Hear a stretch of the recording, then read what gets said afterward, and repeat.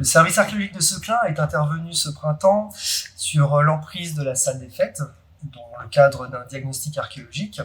Et parmi toutes les découvertes qui ont été réalisées sur l'emprise de cet ancien cimetière paroissial, il y a vraiment une découverte importante qui a été réalisée sur un des individus qui a été inhumé dans ce cimetière.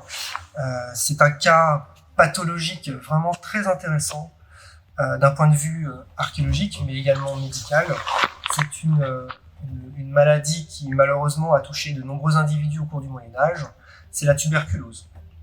Ici, nous avons le cas d'une jeune femme qui a vécu jusqu'à l'âge de 25 ans, qui malheureusement a dû vivre avec une tuberculose pulmonaire et une tuberculose osseuse.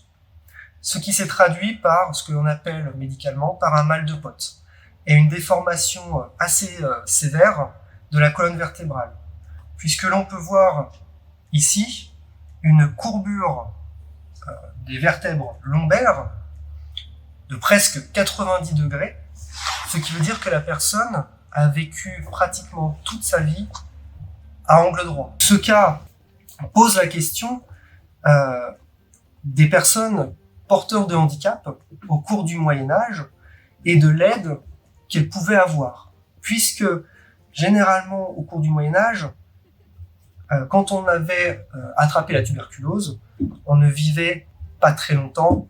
Ici, nous avons une personne qui avait la maladie, mais a survécu.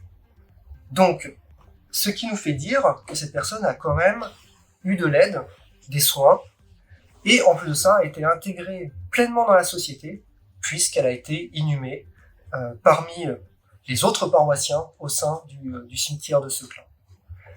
Donc, beaucoup d'interrogations, une très belle découverte, et on espère apporter des réponses, d'autres réponses tout aussi intéressantes lors d'autres chantiers de fouilles que l'on mènera sur Seclin.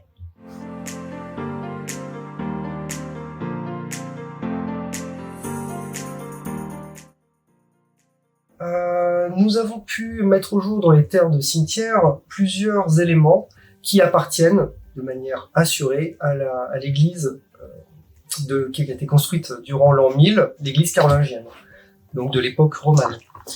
Plusieurs éléments en marbre venaient décorer le dallage de cette église qui vraisemblablement ornait le chœur qui était beaucoup plus petit que celui de l'église gothique que l'on connaît aujourd'hui.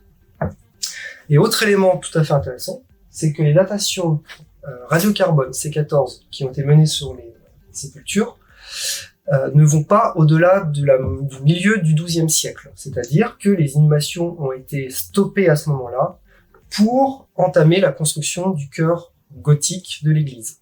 Donc ça, c'est une donnée vraiment extrêmement intéressante, puisque de tout temps, on pensait que l'église gothique datait, en tout cas le début de la construction, ne pouvait pas être avant le XIIIe siècle. Et aujourd'hui, on peut avancer quand même l'hypothèse d'un début de chantier entre le milieu et le deuxième tiers du XIIe siècle. Et ça, c'est vraiment, ça fait avancer un petit peu les éléments de compréhension de cette église Saint-Pierre.